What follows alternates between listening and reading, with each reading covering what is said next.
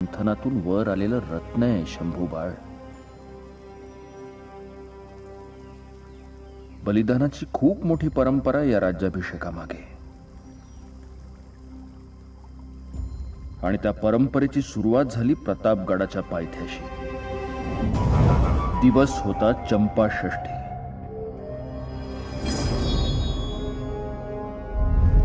आम्ही अफजल खानाचा कोथळा काढल्यानंतर संभाजी कावजीनं त्याचं मुंडकं आऊसाहेबांच्या पायाशी नेऊन ठेवलं.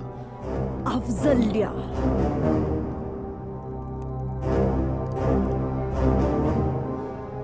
याचं शिर राजगडाच्या बालेकिल्ल्यात बसवा, निवेद चालवा.